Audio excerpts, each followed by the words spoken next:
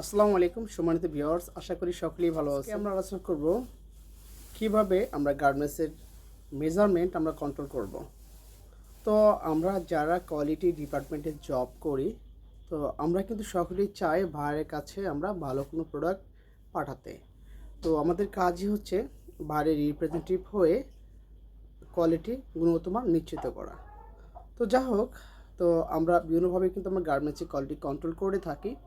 তো দেখুন, আমরা গার্মেন্টসের মেজারমেন্ট বিভিন্নভাবে আমরা কন্ট্রোল করে থাকি। তো মেজারমেন্ট কন্ট্রোল করার জন্য প্রথমেই আমাদেরকে যা করা উচিত, প্রথমে আমাদের ফেব্রিক ইনহাউস পর অবশ্যই আমাদেরকে ফেব্রিকের সিনক্রেস টেস্ট রিপোর্ট আমাদেরকে রিভিউ করে দেখা দরকার যে ফেব্রিকে কত পার্সেন্ট সিনক্রেস প্লাস মাইনাস আছে। তো দেন আমরা প্রপার ওয়েতে যদি আমরা ফেব্রিকটা রিল্যাক্সেশন করি, তাহলে কিন্তু এখানে ভালো মেজারমেন্ট পাবো। তো এগুলো মূলত কিন্তু হচ্ছে গার্মেন্টসের মেজারমেন্ট ডিসক্রিপেন্সি হওয়ার মূল পথ।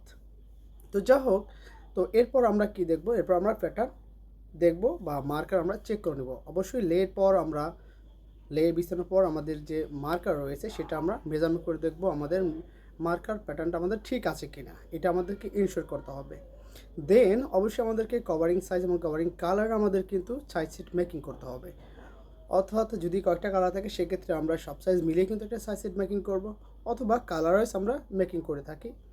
তো যাই হোক, আমাদের এই যে মেজারমেন্ট সাইজ সেট করলাম, তো সাইজ সেট আমাদের মেজারমেন্টটা অবশ্যই কিন্তু এনশিওর করতে হবে। সেটা বিফোর অস টেস্ট একটা মেজারমেন্ট করতে হবে, সাইজ সেট বিফোর অস টেস্ট মেজারমেন্ট এবং আফটার অস টেস্ট মেজারমেন্ট আমাদেরকে এনশিওর করতে হবে। কেননা আমাদের সিনক্রেসটা দেখতে হবে ফেব্রিকে কত পার্সেন্ট সিনক্রেস করছে।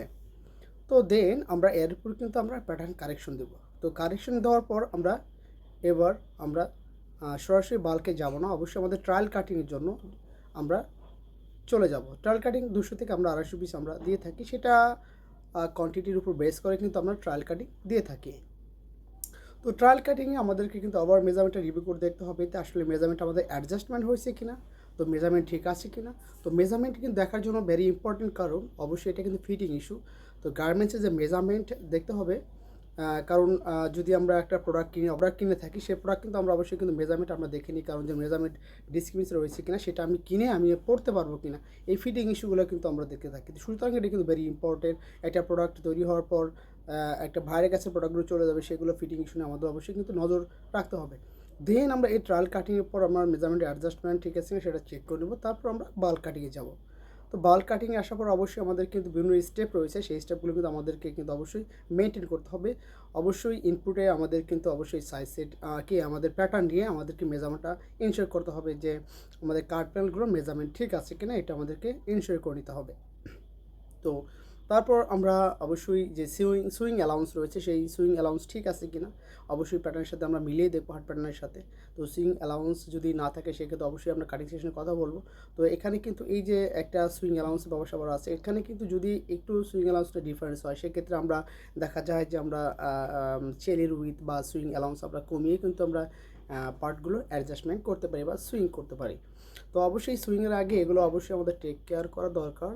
তারপর আমাদের সব গার্মেন্টসটা ফুল কমপ্লিট হয়ে যাওয়ার পর আমাদেরকে মেজারমেন্ট রিভিউ করে দেওয়া দরকার, এবং আমাদেরকে এটা ভেরি ইম্পর্টেন্ট যে প্রত্যেক প্রসেস ওয়াইজ আমাদেরকে মেজারমেন্ট ইনশিওর করা দরকার।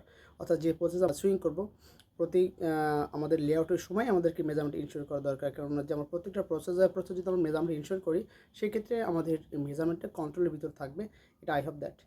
তো যা হোক, এই যে ওভারঅল যে মেজারমেন্ট যে স্টেপ রয়েছে যেগুলো মেজারমেন্ট কন্ট্রোল করার জন্য, তো আমরা যদি এই স্টেপগুলো যদি আমরা কন্ট্রোল করি, তো আশা করি আমাদের গার্বেজে কোনো মেজারমেন্টের সমস্যা হবে না। তো সুতরাং আমরা সকলেই চাইবো যে আমরা ভালো কোনো প্রোডাক্ট উৎপন্ন করা এবং ভালো মানের কোয়ালিটি আমরা নিশ্চিত করব, যেন আমাদের প্রোডাক্টগুলো যে বাইরের কাছে যাবে তারা যেন কোনো ত্রুটি না পায়, এবং ক্রেতা যেন এই প্রোডাক্টগুলো হাতে পেয়ে তারা সন্তুষ্ট হয়। তো আমরা সকলে যারা গার্মেন্টস কোয়ালিটি ডিপার্টমেন্ট রয়েছি, আমাদের কাজই হচ্ছে বাইরের কোয়ালিটি গুণগত মান নিশ্চিত করা।